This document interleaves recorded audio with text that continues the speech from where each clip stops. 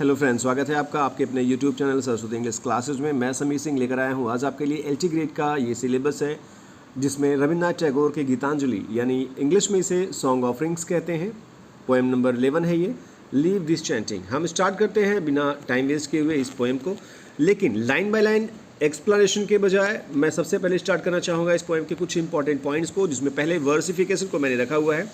तो यहाँ ध्यान दीजिएगा, ये है वर्सिफिकेशन एंड स्ट्रक्चर।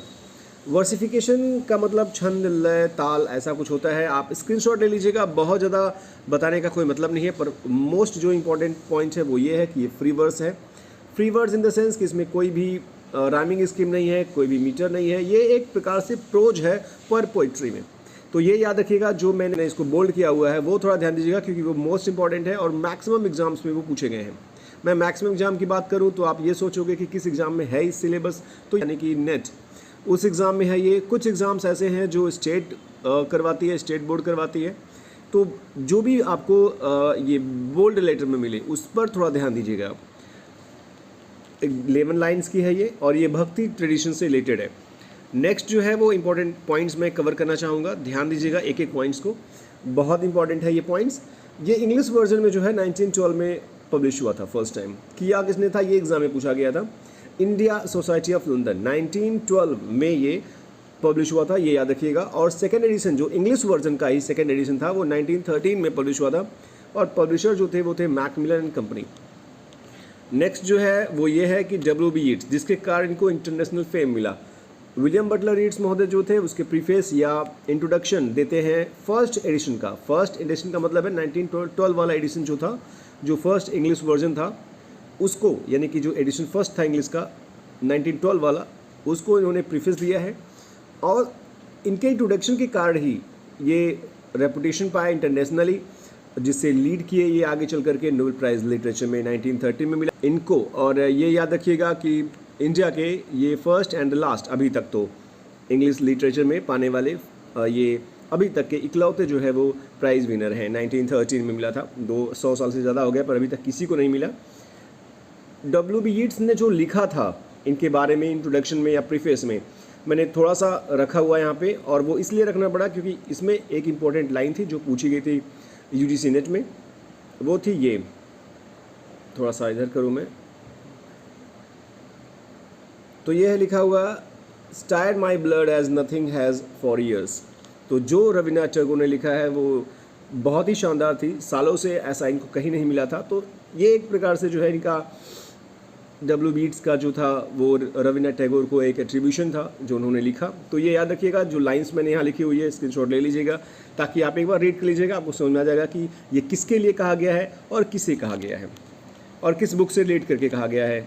जो और इम्पोर्टेंट पॉइंट्स हैं वो ये है, एक एग्ज़ाम में पूछा गया था कि चूँकि ये जो है आपको पता होना चाहिए कि ये बंगाली पोएम्स है और ये 1910 में लिखा गया था, तो पूछा गया था कि इंग्लिश में ट्रांसलेशन इसका किसने किया था। तो वो याद रखिएगा कि टैगोर महोदय ने खुद किया था इसका इंग्लिश में ट्रांसलेशन, 1912 और 13 जो सेकेंड एडिशन था दोनों।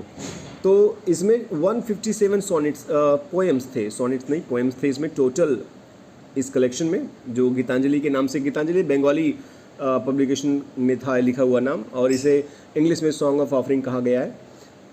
लिखा है इंग्लिश वर्जन में 103 पोएम्स इंक्लूड किए गए, और ये 103 जो पोएम्स थे ना, वो टोटल जो थे वो जो गीतांजलि के 157 पोएम्स थे ना उसमें से नहीं लिए गए हैं, बल्कि कुछ गीतांजलि जो बंगाली गीतांजलि था उसमें से है, और कुछ इनके जो अर्लियर वर्क्स हैं उनमें से इन्होंने लिया हुआ है, जिसमें 15.3 जो था, 15.3 के आसपास जो था वो इन्होंने गीतांजलि से लिया है। तो कहने का मतलब ये है कि 103 जो पोएम्स लिया है, ये याद रखिएगा, ये पूछा था एग्ज़ाम में, गीतांजलि में इंग्लिश वर्जन के गीतांजलि में कितने पोएम्स हैं। और ये भी याद रखिएगा कि टोटल जो 103 पोएम्स लिए गए इंग्लिश वर्जन में, वो टोटल 157 पोएम्स जो बंगाली एडिशन में था उससे नहीं लिए हैं, कुछ गीतांजलि बंगाली वाले से और कुछ अलग से लिया गया था। जो नेक्स्ट पॉइंट है वो ये कि इन्होंने कबीर, जो आपको पता होगा कि मिस्टिक्स हमारे थे कबीर, उनके पदचिन्हों पर चलने की इन्होंने कोशिश की है। और नेक्स्ट ये है ये कि हार्ट ऑफ ह्यूमैनिटी, इनका कहना है कि आप हार्ट ऑफ ह्यूमैनिटी देखो, न कि ऊपर वाले को या भगवान को मंदिर में खोजो या अल्लाह को मस्जिद में खोजो। इनका मतलब सीधे से कहने का मतलब है कि आप इंसानियत में ढूंढो ऊपर वाले को। आपको किसी पर्टिकुलर प्लेस जो उनके लिए बनाई गई है, मंदिर, मस्जिद, चर्च, गुरुद्वारा टाइप का, उसमें ढूंढने की ज़रूरत नहीं है।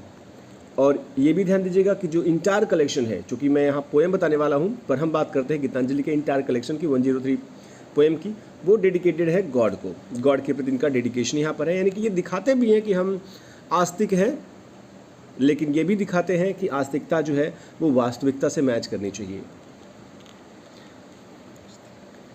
यहाँ हम शुरू करते हैं लाइन बाय लाइन।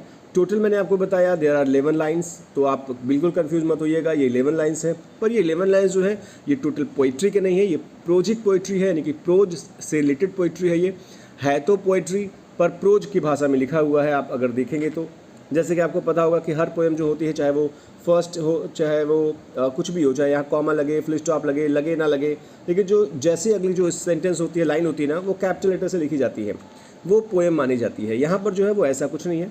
यहाँ इन्होंने चाहे स्मॉल लेटर, कैपिटल लेटर, चाहे जैसे लिख दिया हुआ है।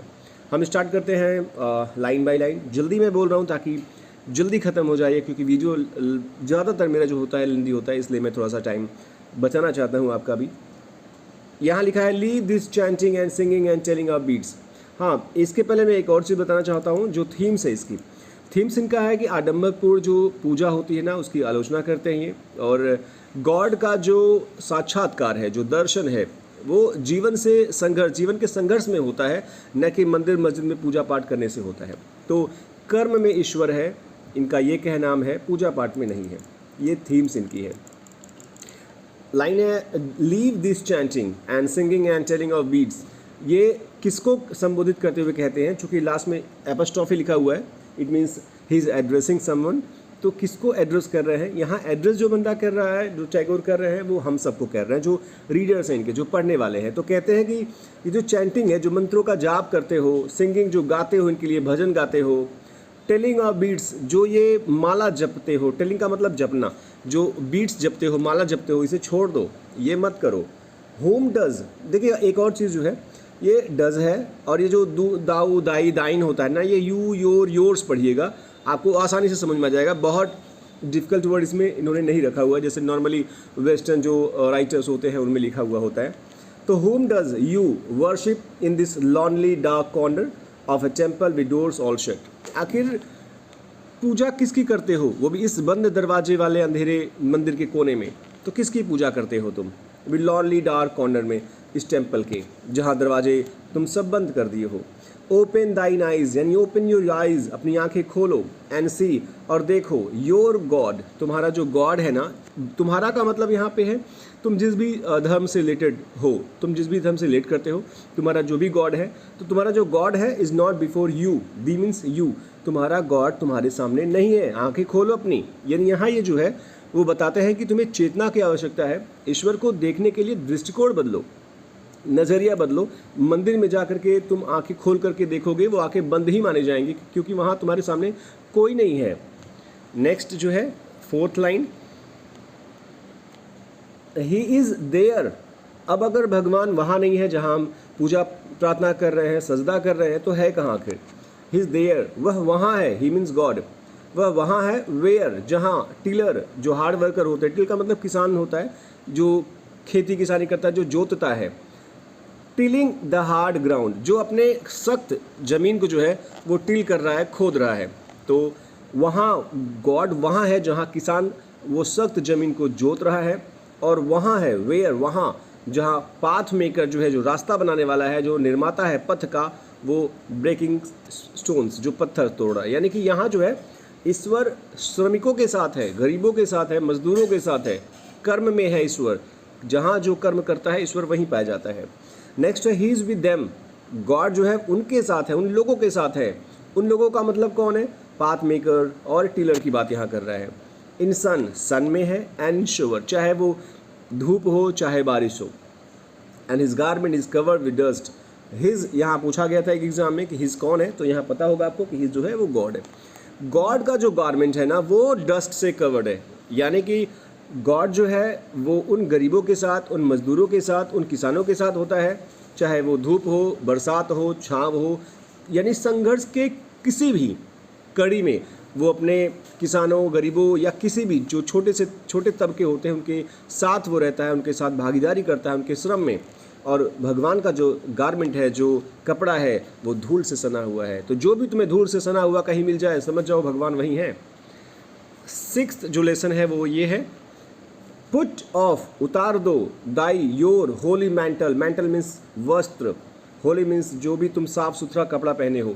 अब ये होली जो है वो साफ़ सुथरा कपड़ा जो एक नॉर्मल इंसान पहनता है उसके लिए भी हो सकता है, या मंदिर, मस्जिद, चर्च, गुरुद्वारे के जो भी पादरी, पुजारी या जो भी होते हैं, उनके जो प्रमुख होते हैं, जो भी कपड़े पहने हुए हैं जो उनके लिए होली वस्त्र है, उनको उतार दो, कह रहे हैं ये। एंड इवन लाइक हिम, और उनके समान हो जाओ, कम डाउन, उतरो, डस्टी सॉयल, सॉयल मीन्स मिट्टी, डस्टी मीन्स धूल से भरा हुआ, तो तुम धूल से भरे हुए मिट्टी पर उतरो। ऐसे आलिशान कपड़ों में पहन करके, आलिशान घरों में रह करके, मंदिर मस्जिद में पूजा पाठ करके तुम्हें नहीं मिलने वाला है ऊपर वाला। इसलिए अपना वस्त्र, पवित्र वस्त्र उतारो और उसकी तरह धूल भरी जमीन पर आओ। यहाँ कहना चाहता है पोएट की दिखावटी पवित्रता छोड़ करके वास्तविक जीवन में उतरना चाहिए तुम्हें। अब थोड़ा सा सैटारिकल मोड में है पोएट और कहता है डिलीवरेंस। क्या कहा तुमने? डिलीवरेंस, मोक्ष। Where is this deliverance to be found? आखिर ये मोक्ष पाया कहाँ जाएगा? मतलब जैसे लोग कहते हैं हम भगवान की इसलिए पूजा पाठ करते हैं, ऊपर वाले की जो भी है जिस भी रिलीजन में, कि मोक्ष के लिए हम कर रहे हैं। तो यहाँ पोएट सेटार मारा उनके ऊपर और कह रहा कि मोक्ष पाने के लिए तुम कर रहे हो। मोक्ष आखिर ये पाया कहाँ जाता है? ये है ऐसी कौन सी चीज़ जहाँ पाई जाती है ये साल्वेशन या डिलीवरेंस? अब राइटर खुद आंसर देता है और कहता है कि हमारा मास्टर यानी ऊपर वाला हिमसेल्फ खुद has joyfully taken upon him the bonds of creation. ऊपर वाले ने ये क्रिएशन किया, निर्माण किया है, ब्रह्मांड का निर्माता है वो, और वो इसलिए जो है वो इस ब्रह्मांड से बंधा हुआ है। बॉन्ड्स ऑफ क्रिएशन यानी कि वो हम सब के साथ बंधा हुआ है, यानी वो खुद जो है, वो स्वयं जो है, जो सृष्टि का निर्माता है, वो सृष्टि के बंधनों को आनंदपूर्वक स्वीकार कर चुका है। वह हम सबके साथ बंधा हुआ है। जब वो नहीं छोड़कर जाना चाहता या वो नहीं जा सकता, उसे मोक्ष नहीं मिल सकती है, वो हमसे जुड़ा हुआ है, हम उसे छोड़ क्यों रहे हैं या हम छोड़ कैसे सकते हैं? यहाँ ईश्वर भी जो है कह रहा है पोएट कि ईश्वर भी सृष्टि के कार्य में बधा है, वह अलग नहीं है। तो तुम केवल कार्य करो, तुम पैदा हुए हैं जिस भी योनि में, तुम वहाँ जाओ और केवल कर्म करो अपना। यहाँ लिखा हुआ जैसे कि he is bound with us all for ever, वह हमारे साथ बंधा हुआ है सभी समय के लिए, वो हमसे अलग बिल्कुल भी नहीं है। नेक्स्ट है come out of thy meditations, अपने इस मेडिटेशन से, अपने ध्यान से जो है ना वो बाहर आओ। एंड लीव असाइड, और अलग कर दो, थोड़ा किनारे कर दो, छोड़ दो, किसको? फ्लावर्स को और इंसेंस को। फ्लावर्स मीन्स फूलों को जो तुम लेकर के चढ़ाने वाले हो, या इंसेंस यानी धूप अगरबत्तियों को जो तुम जलाने वाले हो, दिखाने वाले हो, इसको छोड़ो, बाहर आओ। कहाँ से? मंदिर, मस्जिद, जहाँ से भी तुम हो, जहाँ भी हो, बाहर आओ। यानी कि ये बाह्य पूजा, ये एक्सटर्नल जो वर्शिप हो रही है, उसकी बजाय कर्म और सेवा को अपनाओ, ऐसा कवि कहना चाहता है। नेक्स्ट जो है second last line, what harm is there, क्या आखिर नुकसान है? क्या नुकसान है? इफ़ दाई क्लॉथेज, यानी अगर तुम्हारे कपड़े बिकम टैटर्ड एंड स्टेन्ड, अगर तुम्हारे कपड़े जो हैं अगर टैटर्ड हो जाएं, फट जाएं, स्टेन, दाग लग जाए उसमें, इसमें नुकसान क्या है? इसमें बुराई क्या है? यानी कि श्रम में गंदा होना पवित्रता का अपमान नहीं है।